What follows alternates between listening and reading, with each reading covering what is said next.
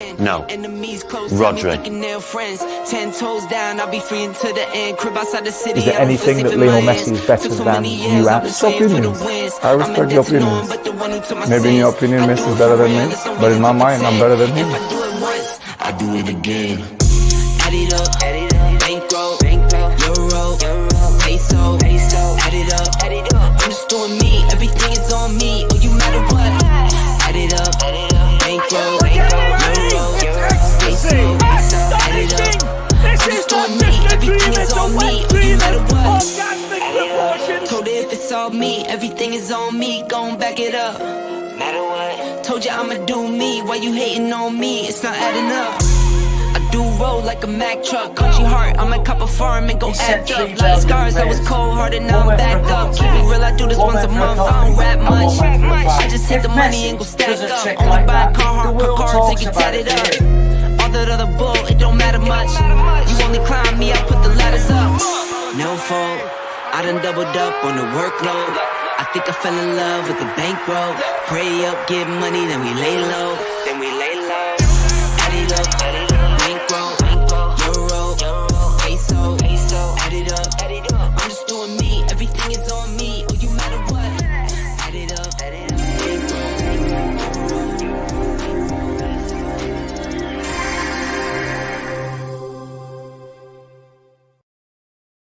Yes, guys, I'm Si. Welcome to Ace Podcast Nation, the home of Rhodri Giggs on football. And we are here to talk all things football. There's lots and lots to discuss. I got some questions for Rhodri. We're not going to talk about the Super 6 Prediction League. It's all gone very badly wrong for me recently with that. But it's all right. I had to make it interesting. I was running away from him a bit. So, got to keep it interesting for the people, innit? All that good stuff. But as always, I'm joined by none other than ex-Salford City, FC United, Bangor City, Mosley, Aberystwyth Town, FC United. FC United, there you go. A load of others. Mr. Rhodri Giggs, how are you, my friend? All right, what's going on with this black thick screen at the top here? Oh, it's because I changed the angle where I was pissing about. Yeah. Just woke up. Close-ups. Yeah, good, mate. Good. Just little one's not very well, so. And I've come home. I fell asleep then. But, yeah, mate. It's there's a lot of it going around, mate, at the moment, and as you know, I've had the fucking week from hell, so I'm looking forward to just not thinking about anything and talking a bit of football, mate. And I got some interesting questions. We're going to go a bit kind of back to front today, just in case you do have to sort of chip off or whatever. I wanted to kind of make sure that there's certain subjects which you were here for, in case you do have to chip off. So what we'll do is we'll do our predictions for the weekend first, although I can't find my phone, so that's handy. Should be all right, mate. I should be all right, mate. I should be all right now. My eldest is here, so it should be all right. All right, mate. All right, cool. All right. Well, let's go with the normal. I want to talk about United, Chelsea, but I want to first of all focus on Chelsea a little bit, right? Because so I watched Chelsea versus United at Old Trafford last year. I watched the full game, and then I watched the full game this year. And as you know, I'm not Frank Lampard's biggest fan in terms of his managerial abilities, shall we say. But I think Chelsea, despite spending an exorbitant amount of money, looked worse under Poch the other day. It just United didn't quite take their chances. And Chelsea had a couple of chances, in fairness, which I think you'd expect with the way this United side is at the moment. But I would argue Chelsea are worse now than they were at Old Trafford at the end of the season when they didn't really have anything to play for. Lampard was the temporary manager. Chelsea were awful, mate. As good as United were, Chelsea were awful. Do you think there's an argument for saying that has Poch made them better? Really? Yes and no. Feel that they looked leggy, tired. They won't have played a lot of games where they played 2 in a week because they're not in Europe, and they've obviously played the same team. They've got a lot of injuries. suspensions, and it like it caught up with them. Looked like even because United could have been that game could have been 8-5, 8-4. It was mental, mate, wasn't it? But easily. United did what Newcastle did to United on Saturday night, was it? So I think I texted you, and I said I'd certainly text my mate, one of the coaches of the boys' team, and I said this is two teams. The Newcastle United game now. These are two teams. If you were showing kids how to press, it was like apples and oranges. Newcastle, as soon as the trigger point or the trigger player went, they all just surrounded United players, and United just kept losing the ball. When you've got when you've got 2 out of the 3 that are just ambling, and that's what United was just like, a whole different team with Højlund, Anthony, and Garnacho. Yeah. Well, here's my thing, right? I'm going to get onto Scott McTominay in a bit because that's how it started against Galatasaray away, and then that was the 3 that started. Well, Galatasaray at home as well. People forget that before it kind of all fell to pieces, United were very good against Galatasaray in the first game. I think they were a couple up. Højlund scored that, really good goal from the halfway line where he burst through, and then it kind of all went to pot. So United have shown glimpses. What impressed me about United versus Chelsea was they were under fire. Like, it was a terrible performance versus Newcastle, particularly not just from a performance point of view, but the effort was questioned. That you had these stories about he's lost half the dressing room and journalists being banned and stuff like that. And what I thought it showed those players will still play for him, because he didn't change that much really from the Newcastle game. He dropped Rashford, which I think was a no-brainer. There's something going on there. Don't know what it is, but Rashford at the moment should be nowhere near that 11. And just my personal opinion, if it was me, I wouldn't even bring him off the bench unless, Højlund was injured or someone was like injured and you had nobody else. I would bring other players on before him, simply because in that Newcastle game, it wasn't a case of, he's in bad form or he's lacking confidence. He wasn't trying. He wasn't doing his job. And at the end of the day, fans will always forgive, missed chances, missed tackles, whatever it may be. If you're bombing up and down or running, just running your guts out for your club, for your fans, for your manager, whatever it may be. And he just simply hasn't done that this year. And I think it's been brewing. We've talked about it a couple of times, but it's been brewing for a while. And I just think the Newcastle game suddenly, because Newcastle played quite well, could have won by a few more. I think it all kind of came to a head publicly. But United fans have been criticising Rashford all season for his effort. I thought United straight away, as soon as you put Højlund and Anthony in there, I think Garnacho has been good the last few games. Since he scored that goal, I think he's been pretty good. He's very he's confident. He's beating players. My one thing with United is, would they look very good, mate? Well, I've got a controversial take, I think, on McTominay, which I'll come to you in a minute about. But just quickly, what do you think of my idea of switching Garnacho to the right and Anthony to the left to get the best out of Højlund? Because Højlund needs service to score. Like, he's shown in glimpses what he can do.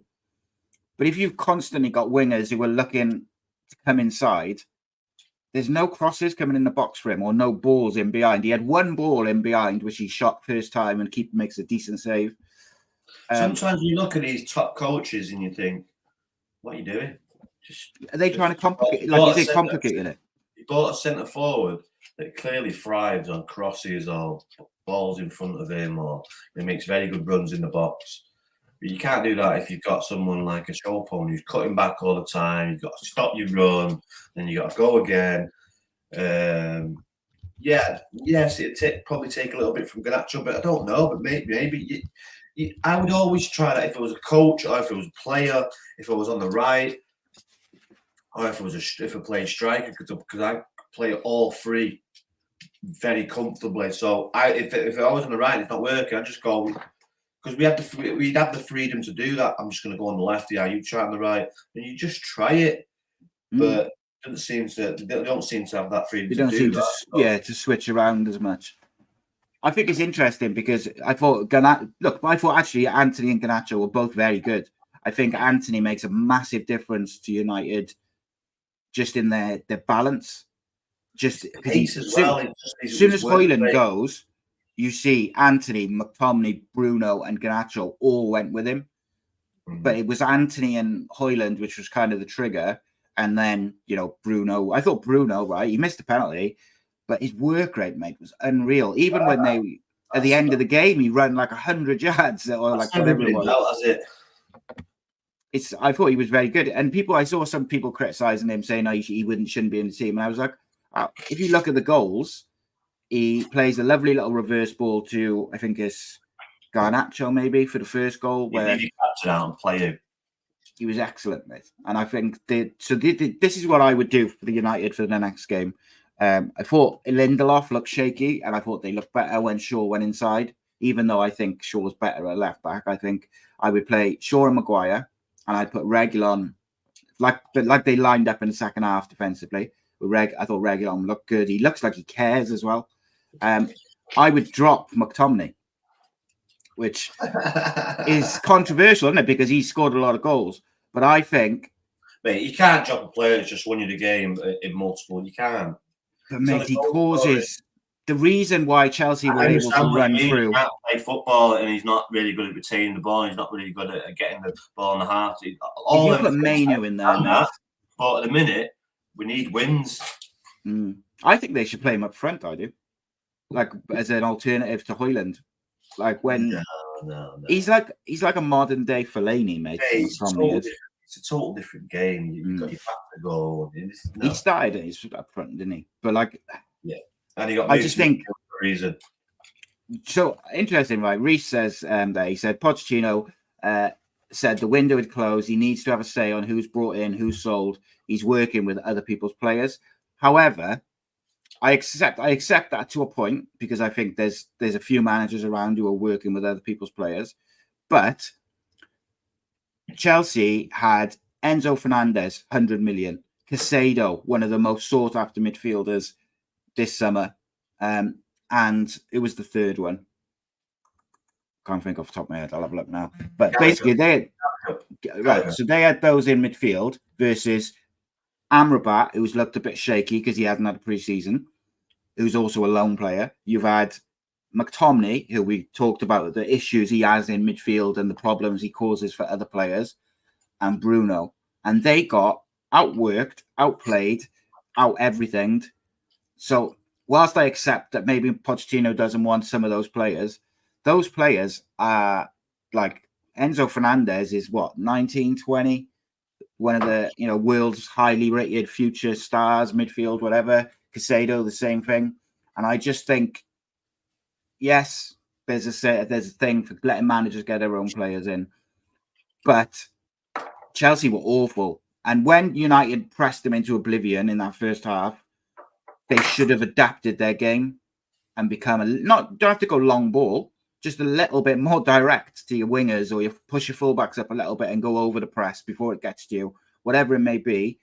You just can't keep doing the same thing and expect it to be different. They just kept giving the ball away around their own box. If United finished better, like you said, it could have been like Chelsea had, I think, 3 clear-cut chances in the first half. But tell me, mate, right? That's the way Ten Hag clearly wants to play, like a high press and aggressive. I thought Amrabat was outstanding. I thought Amrabat was the man of the match. But I just think if you put Mainu in there next to him, United wouldn't get overrun in that midfield area so much. And it gives them a better base. And I know Scott McTominay is in this form of his life from a goal scoring point of view. But that is all he offers. And he was decent in the press. I'll give him that as well. I just think you've got to find a way, because a better team would have taken those chances against United, and United could have been like 4-2 down at halftime. And then the confidence and the problems they've had over the season seeps in, doesn't it, to the mentality. Players start panicking, etc. But maybe that's an issue for another time. But like ultimately, I thought it was a very good response from United, and I thought those players the 11 who started, the subs which came on, they all were pretty good. Rashford came on for 8 minutes, mate, and he couldn't even muster a press or a sprint. That's a problem. It doesn't look like to me that the person that studies the game while he's on the bench, just in case if he comes on, doesn't look like that type of person. Just comes on like cold, and that's why I don't think he's a good bench player. So pointless bringing him on anyway. You know, he had 8 minutes to say, to prove a point. Run about a little bit. Just, run about, put a challenge in, jump for a header, like. It's not his game, is it? But just something, I know. No, you don't get it. And is that so? Let me ask you a question. And this is not just directed at Rashford. This is directed at the modern day footballer. Are they getting their egos inflated so much by the people around them, their agents, their family, whatever, friends? Like, oh, you're the next best thing. Like, people were talking about him being in Mbappe form last year, and he's got this massive contract. Are their egos so inflated that they don't see it? Like, they don't understand. Let's look at it. If we went back 8 years, even 8 years, or no, say that's 6 years. So he's 20, and you looked at Marcus Rashford to now. What he walks about, it's just, it really frustrates me because he's got talent, but it's just his attitude and his demeanour. It's all wrong, all wrong. And I would just cash in. Would you sell him in summer? I would, yeah. Which is, I know, probably even as close as the start of this season, you wouldn't have said that. I wouldn't want to. But it shows how much, I think people have 18 months now having these mood swings, looks like the world's against him. Mate, you've just signed a great contract. If you're not happy on your mental state, stop playing football and sort that out. Stop playing football and looking like you're the most unhappiest person in the world. It's just a fucking joke. He's like, you can see him, his man is running off him. And then when he sees it, stops. I've got to run back. Yeah. Oh my God, you've got to run back. £300,000 a week. Oh my God. Maybe if you've got up to 350, you'll put that extra effort in. Yeah, and, maybe and you're an academy player, and you've been here for 15 years. So you should know more than anyone what it means to be a Manchester United player and what it takes to be a Manchester United player. But I'm not seeing it from you, Marcus. I'm not seeing it from you. Seen it last year, but we didn't see it the year before. Now you've had one good year. Now it's come back. You're having another crap year and look like the world's against you. If you're not happy with your mental state, stop playing football and sort that out. Because step away. It's frustrating. It's frustrating. It's infuriating, mate. I'm not a United fan, right? But I would give my bloody left leg to play for Cardiff and get paid a basic wage, let alone play for my boyhood club, who I'm a fan of, at the top level, get paid the best part of £500,000 a week he gets, with sponsorships. Unfortunately, in these times, most people are mentally weak. I think that's what I really think that's what it is, mate. Just mentally weak, unless they've got something seriously mental. I don't think he has. It's just, it's frustrating. It's hard to compare. Is it a case that these players, and again, not just Rashford, particularly English players, but young footballers who come through the academies in the Premier League, do they just get too much too soon? Whereas years ago, I remember there was always stories about Fergie saying when young players would come for the big contract, he'd say, no, you earn it. If you get to the level required, the money comes. It's different times now, isn't it? It is. You wouldn't see the young players. It was a man's game back then. It was very. Now they're all 18, 19, 20, 21-year-olds, 22-year-olds. They're all young kids and they're all getting big dough. So, it's going to change. It's going to change. I'm looking up to see people who've played for that club, who've grown up and how they've acted and how they've been disciplined with the going out, the food or whatever, their attitudes. It's just Right. Yeah. If your brother put in a performance and attitude like Marcus Rashford did against Newcastle, what would have happened, do you think? What would the response have been from Fergie or the coaches or whatever it may be? You wouldn't have got that kind of. You wouldn't have got that. It was embedded in since we're kids from Eric Harrison to run hard, work hard. It was built in him. And that's why it's frustrating to see, because he's had the same tutelage, and he's just like, but money changes people. It changes people, and when you've got big money, you know, he's got multiple cars over like 200, 300 grand. It's just not. It's not. You know, he's set for life. It's just like you don't give a shit. To be honest, it is, and that is what it's like, and I think that's what's the most disappointing thing. He's a great kid, but look at you. Look at your face. Look at your attitude and your demeanour. Everyone can see it. We've been watching you, Marcus, for 8 years now. We kind of know you. So you can certainly read his body language, and I think that's what I mean. We know him by reading his body language and know. But what I'm seeing is a big time fucking Charlie who just can't be asked because things aren't going his way, or he's been moved to the right because he's over the left. Mate, you've been on the left all season. You got one goal. Why don't you try and do something on the right and make something instead of fucking get your dummy out? Spit your dummy out, start playing football and work hard. That's how you get through these things, by working hard, not by sulking. It frustrates me. This is the thing, mate. Different generations, mate. Isn't it? Like, what's the first thing you'd say to like your boy if he was out of form, suffering a bit from his confidence? Like I said it to my son this season. The first thing, you're not going to play well all the time, but you can still work hard for the team. That's just a given. It's standard.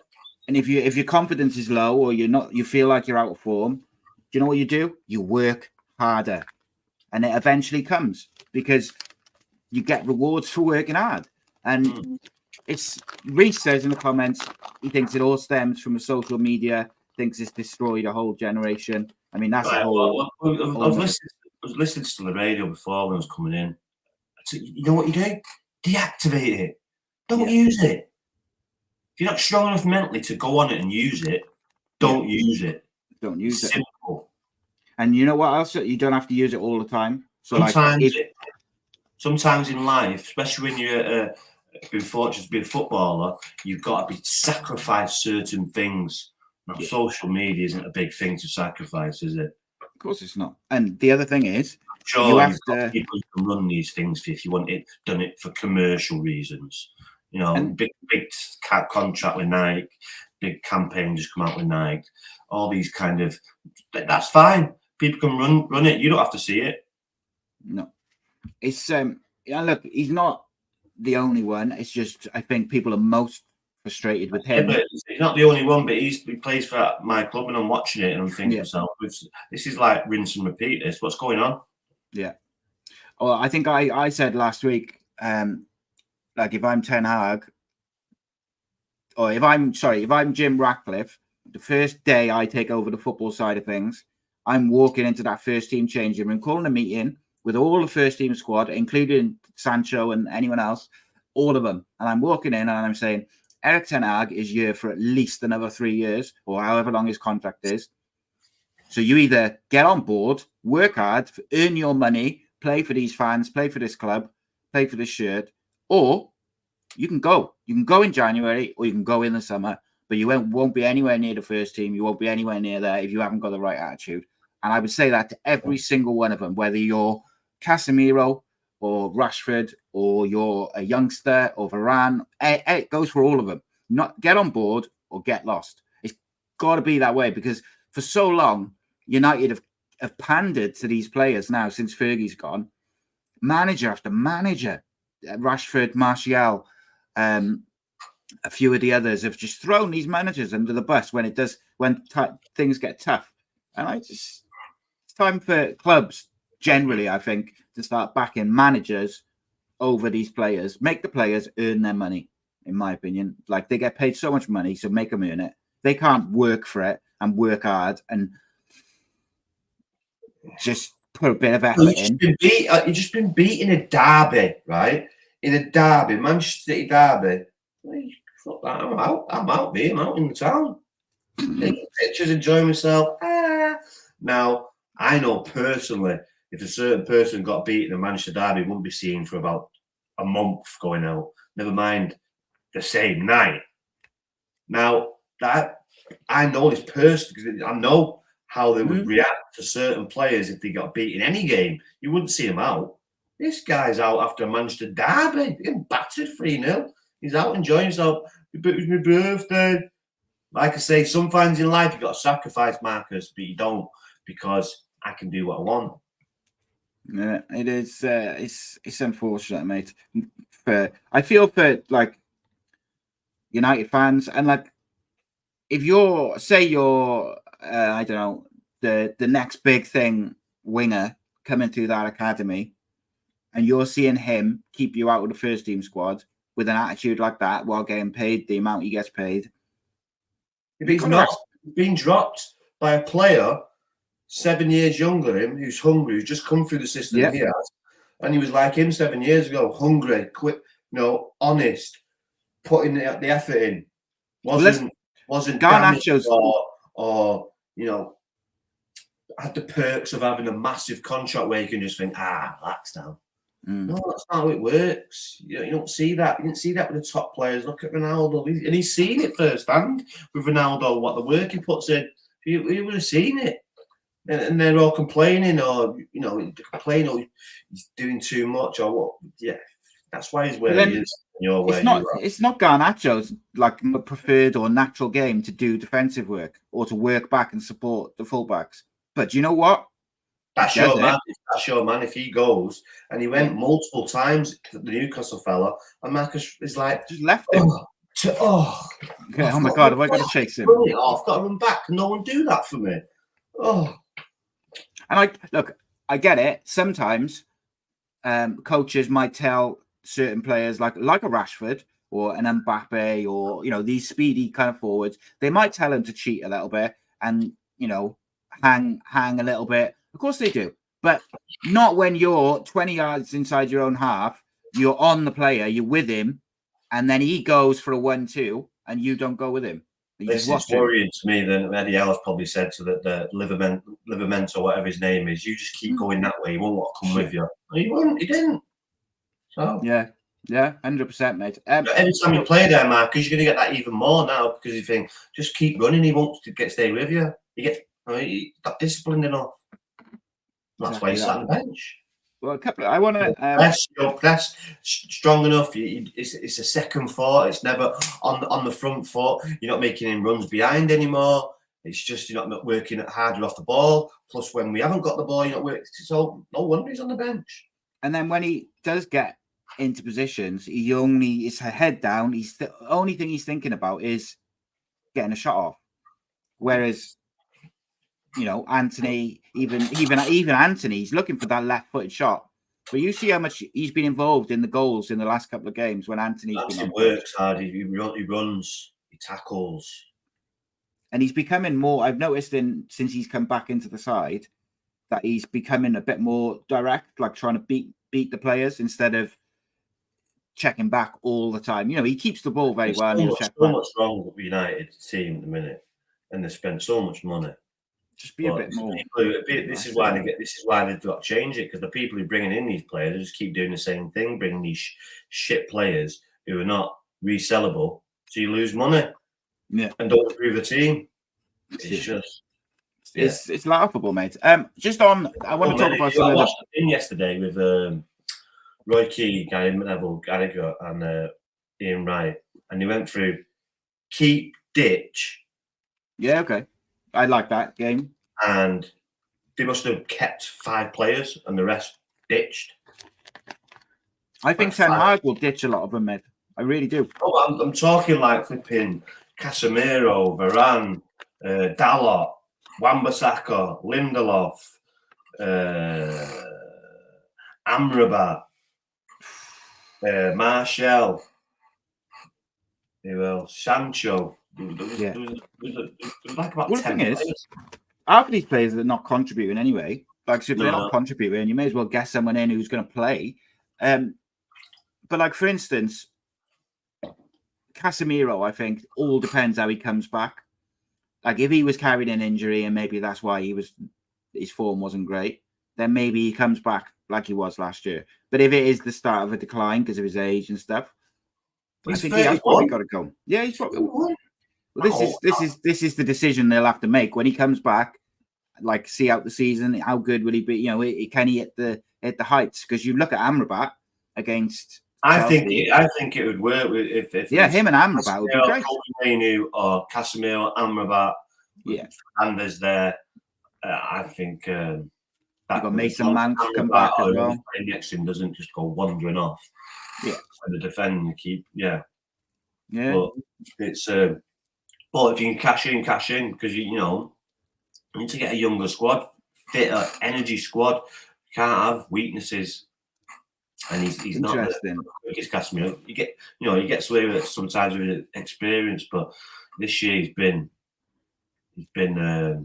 isolated, should I say. So we talked about managers a lot the last couple of weeks. Sheffield United sacked their manager, brought in Chris Wilder. He had an immediate impact on the performance. I thought they were very unlucky against Liverpool yesterday or Wednesday, Tuesday, whenever it was. Because I actually thought that Van Dijk's goal shouldn't have been allowed because I think he fouls the player who's marking him. He literally trips him up and then he's free. So I think that is like I can't even start another VAR conversation, but he literally trips up the person who's marking him, which results in him being free to stroke it into the net. So to me, it's like, if that's not a foul, what are we doing? But such is life. I thought Liverpool looked good going forward, but I tell you what, mate, defensively, I still say that teams can get at them. Sheffield United created quite a few chances. They also won the ball high up the pitch with a good press at times. They just buy time in it and the counter-attacks. Same with Arsenal against Luton. I thought, the keepers made a couple of mistakes. Do you think with the Arsenal keeper situation, Arteta's just put loads of pressure on both of them by bringing in Raya, and now every time either Raya or Ramsdale makes a mistake, it's like the world's ending because they're competing for that number one space. And I just thought, I just didn't think that. I wasn't particularly impressed with Arsenal or Liverpool defensively. Going forward, very good. Defensively, I think they're very get-atable. Who, Arsenal? Yeah, well, Arsenal and Liverpool, I think both of them gave the ball away a lot in defence. Similar to what Chelsea did, but not quite as the same level. But it's difficult, isn't it? Because... Well, he's created this problem on his own, hasn't he, really? Oh, with the keepers, absolutely, he has created that problem. Keepers. It's not going to go away, is it? No. And looks like Ramsdale will end up going. Yeah, I think he will. And then, it's just they both look nervy now. They literally both look nervy. In the comments there makes a good point. So Ramsdale was dropped for making mistakes, but the moment Raya makes mistakes, the manager says, he was really good and he's fantastic and we won the game. And it's like, when Ramsdale hears that, he's got to be pissed off. This is why Ramsdale will go, because he's saying one thing, but then he's saying another. Yeah, well, got to be the same. I haven't got a number one, but yet you keep picking him, and one makes mistakes, and you drop him. One doesn't mistakes, and you keep him in. Well, Nick Pope's injured, isn't he? He went off the other day with a knee injury for Newcastle, and I mean, that could be quite a good move, I think, for Ramsdale. Couldn't it? Like a move to Newcastle. David De Gea is free. David De Gea, yeah. It's cold in Newcastle, mind, isn't it? It is cold, but 200,000 reasons a week, 300,000 Yeah, reasons. that's it, mate, isn't it? What about easily swing me? I want to talk about Villa in a minute, but before we get to them, I want to talk about Everton, mate, and their reaction to the points deduction. So they just carried on from where they left they off. were in good form, weren't they? Anyway, They were in good form, and obviously this has given them a little bit of wind behind the sails. And Sean Dyche, experienced manager, would use this wisely to his players, and they just carried on. The world. Not skipped a beat, and they'll finish mid-table comfortably there. Yeah, I think I was very impressed with them. Were you surprised that Newcastle followed up a great performance versus United? Like I said with the Chelsea game, mate, I think that the games have caught with them. Yeah, they haven't been able to make any changes, have they, Newcastle? A lot of games, had injuries, and I think that's just caught up with them, that Everton game. Because you watch them against United, full of energy, didn't look the same team against Everton. So it catches up with you, mate, when you're playing these same players and you're playing 3 times a week. It's going to catch up with you, especially when you're running so much and the intensity. So the ground they covered against United. That little bit, it's just enough whenever they're on, Goodison Park's difficult place to go, tight, old ground. So like the world is falling apart at United. They're like, United. You see it's falling apart. They're level on manager of the month. Yeah, and they're level on points with Tottenham. 3 points behind the champions. Tottenham is supposedly the best Tottenham team in years. They're ahead of Newcastle. They're 3 points behind Man City, as you say. It's interesting, isn't it, how it's different, where different things are perceived in different ways, basically. And like we've been saying since last year, probably since Emery took over at Villa, he's a phenomenal manager, and he's doing an excellent job. Villa outplayed Man City from what I saw. I only saw like the extended highlights, but Villa were every bit worth that 1-0 win. Good game that Saturday against Arsenal. A good game. So I like in my Super 6, and you went against Aston Villa. I didn't. I stuck with my guns. So I've got big balls and went for it. You didn't. You thought they'd get a result, but didn't actually put it down. That's why I got the points and you didn't, because I got big Welsh balls and you got small little ones. Sorry, I was just letting you carry on.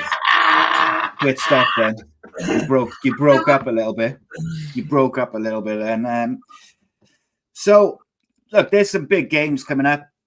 Oh, you got. Do you think Villa can really be in the title picture long to like this season, or do you think there's just it all depends, mate, with the Tottenham. Like Tottenham, if they get a few injuries, they lose Ollie Watkins, Luis Diaz,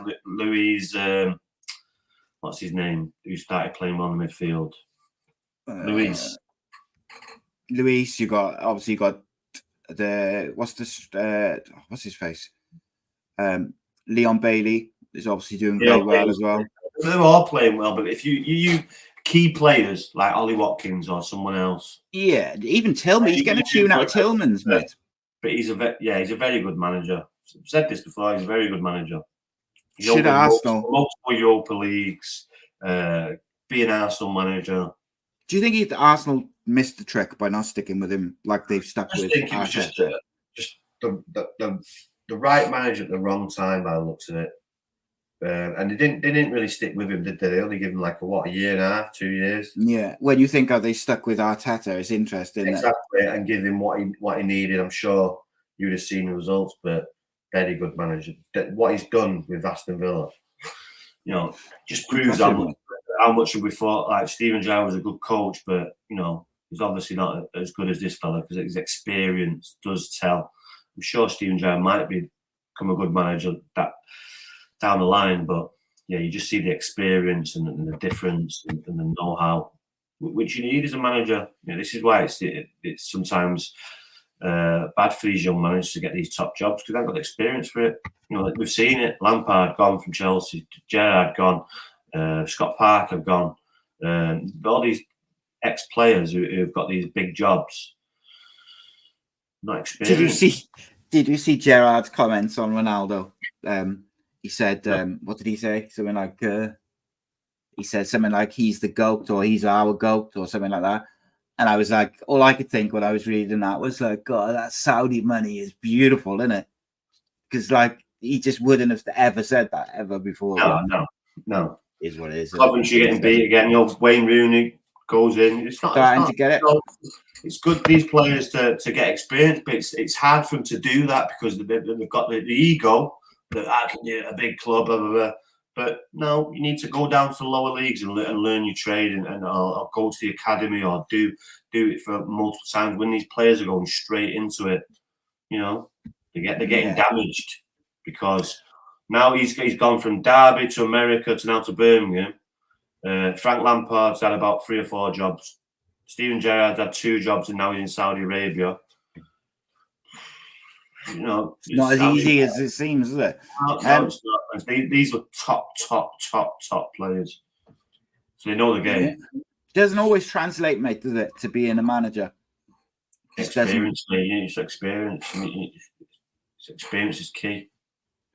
I was just checking to see if Jordan James was still starting for Birmingham, and he is, which I'm a bit gutted about because I was hoping before Rooney come in, he wasn't starting. But he scored a couple of goals as well recently as well, hasn't he? Yeah, I was hoping Cardiff might go in for him in January, but now he's starting. I can't imagine he'll be available, which is a shame. But there we go. So before we kind of go towards the weekend and the predictions, one thing I'm not going to discuss tonight because I just haven't got a headspace for it is Joey Barton and all this kind of stuff he's coming out with. Like, to me, I think I get what he's trying to say. He's just saying it in a really bad way that makes him just seem like a prick. So I'm not going to get into that tonight. That's just Joey Barton. He's basically like, I get what he's trying to say, but he just said it in such a backwards, stupid way that he seems like he's fishing for bites. Joey's a very, very intelligent lad. He could have said that in a different way, but obviously wanting a reaction. You know, of course he does. He's not stupid, mate. Needs a cuddle or missing some attention. So Joseph has threw that out there, and then on come the pictures with it's her game too, and But like, I think what he was basically saying is he wants the pundits, the commentators, etc., to just be there on merit, whether they're male or female, because there's loads of shit male pundits as well, by the way. Ultimately, I just want good pundits, good commentators, and good presenters. You know, I just want the best people in those roles, whether they're male or female. It doesn't bother me at all commentating. Sometimes it annoys you when in the studio because they just, you know, what's the word I'm looking for? No, they're just using the standard phrases of football sayings. I hate cliches, mate. Cliches, that's the one. Something we try and stay away from. Football cliches, and you don't really get proper insight with them because they don't understand, or they do understand, but they obviously don't know the men's game as well as the men, and they're probably not confident to say that in front of a player like Roy Keane, so they're just a lot of cliches. But to be honest, I don't mind it. It doesn't bother me one bit. It doesn't bother me. He's right though. You know, I'm 46, not played football for about 3 months, but I'm pretty sure I would play any of the women's team in the top league and turn them inside out. And I'm 46, but it's come on massively though. It's come on massively. It's only going to get better. So it doesn't need little jabs like that. It just doesn't. No, of course it doesn't. Need for it. It doesn't need jabs, but I also think, like, what I can't stand is people saying stuff just because they want to kind of toe the line. So there was a couple of guys that I saw in his responses saying it's women's football and men's football is exactly the same. These women have played at the top level. And it's like, yeah, but the very, very top level of women's football, because it's like 100 years behind just in terms of how it's evolved. And then you've got like the biological differences between males and females. Like, it's just be realistic, isn't it? There is a difference. It just is. Eventually, but that doesn't mean they can't do a job as a pundit. Eventually, I don't know how they're going to do it, but eventually, it's just shorten the pitch a little bit. Well, small goals, but not maybe leave the goals, but just the pitch is just a little bit smaller. But then again, you've got to let it. You've got to let it evolve, mate. Evolve, and it will get there. It's come on massively. I do enjoy watching it now because technically they are really good. But it's just the 100%, speed of mate. it. It's the speed, but technically you can't fault them. It only get better. I couldn't watch it 20 years ago, but in the last 10 years I've started watching women's football a lot more. If it's on, I see it and I turn it on, and it's a good game, and I'll watch it. So Yeah, I agree, mate. 20 years ago, I wouldn't even entertained it. So No. it's come massively. And it's only going to do that. It's only been professional now. What, 5-6 years? Yeah, not that long, is it? And at the end of the day, mate, like when it comes to punditry and commentary and the rest of it, there's a lot of shit male pundits. We call them out all the time. Like, how the fuck have they got jobs? Yeah. How the fuck are they doing it? Well, I don't want get women ones as well. It's just don't want them either. I don't want the shit ones. Like people like Laura Woods, phenomenal. There's others. Jill Scott, I don't mind. There's certain things which I think she rubs me up the wrong way, but I genuinely think she's all right. Jill Scott winds me up. But like, there's some on there, and you just think, "Fucking hell, how have you got this job?" Like, it's just an 800-meter runner that plays for a football team. I'm being honest. She can run till the cows come home, but yeah, there's footballers like that though as well, mate. And look, Joey Barton has got a checkered history and stuff. I agree with you. He's an intelligent guy. He knows what he's doing, mate, doesn't he? Yeah, and I wouldn't be surprised to see him on Talk Sport or somewhere. Yeah, that's exactly right. Like, he should have worded it much better. The TV broadcasting deal was an interesting one. Reese put a question. He says, did you see the TV broadcasting bid process done the other day? Although the Premier League got more money, it actually works out at less per game due to pre-games being televised. League One failed to attract any bidders at all. Do you think that sort of TV bubble is going to slowly start? Who's got it? So I think it's the same as it was Sky, BT, or TNT, and a little bit of Amazon Prime. Yeah, I'm glad DAZN didn't get it, to be honest, because. And how long the contract for? Check now. Normally like 3 years, isn't it? Let's have a look. Like, I still say, like, once the bubble kind of bursts with the TV deals, and they start not getting they think they, these billions, millions, whatever. I think that we will see a Premier League streaming service, or Football League streaming service, where you could just go in, you can watch the leagues of, league seasons of days gone by. You can search by club, you can watch your clubs. I just think that's where it'll end up. They do that with American football, don't they? Yeah, and it makes the most sense, doesn't it? Like, in this generation of streaming. So earlier this week, the Premier League announced it's agreed a new deal with Sky, TNT. BBC have kept Match of the Day. Amazon, I haven't got anything. I was wrong about that. Sorry. Which is I'm a bit gutted about that. I quite like the Amazon coverage. I think it's pretty good. Yeah. But it's what it is, isn't it? It's, at the end of the day, who ends up paying for it is the football fans. Yeah. Yeah. So yeah, it's. But now if you play Amazon, BT, it's a lot of money. Probably Amazon. People have thought, you know what, football, I'm not paying for Amazon as well. And that's why the difference with Amazon is most people have got Amazon Prime anyway for deliveries and stuff like that. So if you've got Amazon Prime, like for me personally, like if one streaming service was going to get all the games, I would have rathered it be, if it wasn't like a terrestrial one, I'd rather it be Amazon. Because I've got Amazon, I'd always have Amazon for the, delivery and all that sort of shit. And I do watch a bit of stuff. I'd rather BT because I get it free with broadband. Yeah.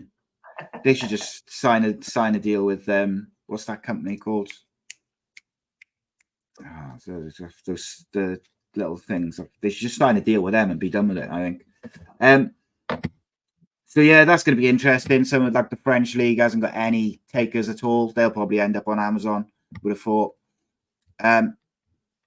Gaz says he likes my new camera. Nice one, Gaz. Appreciate that, mate. Glad someone noticed. A new camera, yeah. Yeah. It's kind of, you can see my beautiful grey beard. Nice and beard as well. Nice and clear.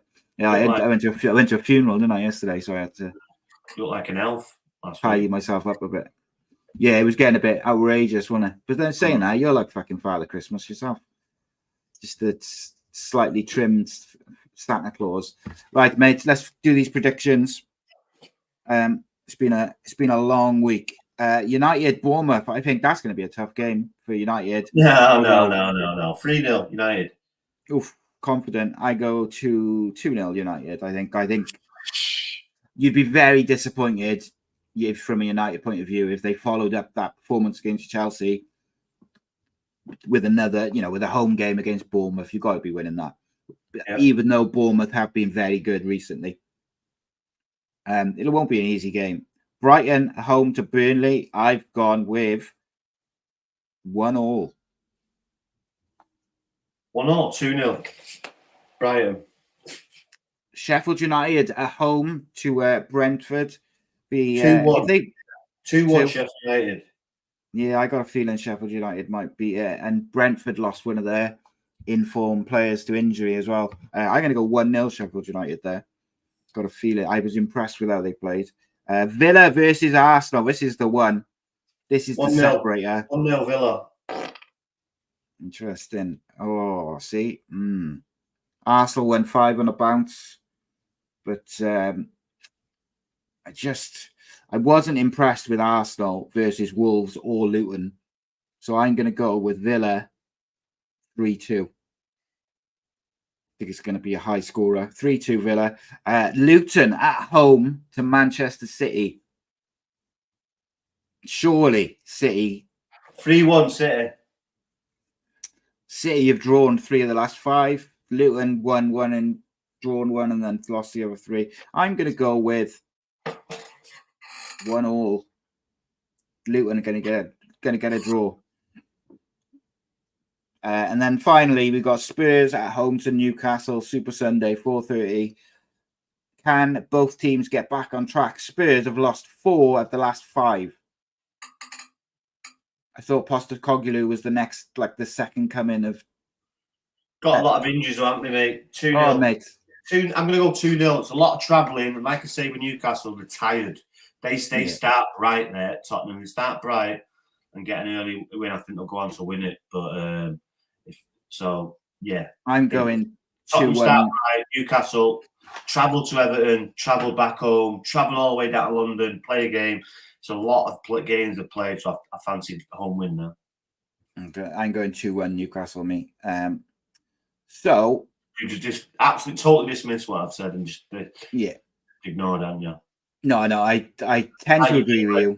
I explained to you last week that Villa will beat Manchester City. No chance. Oh, I said Villa will beat them, but when I did my prediction for the Predictor League, I kind of went with the, Yeah, as I reiterate, you didn't have big Welsh balls like me, and you bottled it. Yeah, well, we'll see this week, won't I? Because I've gone for a draw versus City and Luton. I've gone for Newcastle to beat Spurs. Road. Yeah. No, they've been good. Luton have been really good recently, and Man City draw against Liverpool. Should have got against Chelsea.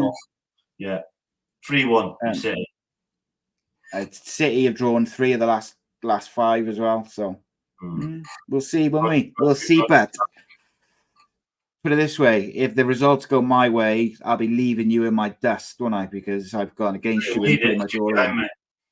Yeah, well, like you are in the FPL, but we'll gloss over that. Yes, indeed, we will, mate. Like I said, we'll gloss over it and move on. Do you think it's wild that the ITV and the BBC, like terrestrial TV, gets no football, like live football? I think it's outrageous. But if you get the FA Cup, won't you? Yeah, I know, but should be a rule, shouldn't it? That sports match today still going. Yeah, and interestingly, Match of the Day presented by Mark Chapman, never played football at the highest level, but probably one of the better presenters around. But he's also come up through journalism through the BBC. He's worked a lot of different journalism jobs. Very good, mate. Very experienced. Very good. Yeah, but Gabby Logan, very good. Yeah. Brilliant. Yeah. Laura Woods is excellent. I think she's the best out there. I do. Even though she winds me up sometimes, she's very, very good. Very good, yeah. Do you know who winds me up, who I also think is very good, is the girl who's on, I forget her name, I'm really sorry. The one that's always having the banter with Carragher and it's Kate something. She's Kate on like the American. Like, I think she's pretty good. I think she's quite funny, and I think but it's not about being funny. I just think she knows. Sure, she's from Manchester. She sounds like she's from Texas. Been over there that long. But she's got knowledge, and I think she's got knowledge, she's got banter, and she looks alright too, which helps. Always a bonus. But there's too many of them, which men and women who are just shit. You get bad footballers, you get bad drivers, you get bad you get bad everything, didn't you? Gabby had Bongla Hall can still get in the fucking bin. But anyway, it's been a pleasure. As always, mate. Back to Thursday next week, though, innit? And then we got the Christmas run-in, so shitload of predictions. And, there he is. Here he is. Look at that face. Beautiful boy. What maybe we'll do one of these in person, mate. You never know over Christmas, innit? See how the schedules fall and that. But you'll have to let me know when you're down and stuff. Dates. I'll probably be down the day after Boxing Day, and I'll be going home New Year's Eve. All right, so we'll have like a few days, innit? Yeah. To do some. I'm doing stuff. Central podcast as well. Yeah. You've been miming me for ages, in. Yeah. Told you. Yeah, I said do it. Right. I'll speak to you in a bit, brah. All right, mate. Nice one, guys. In a bit, motherfucker.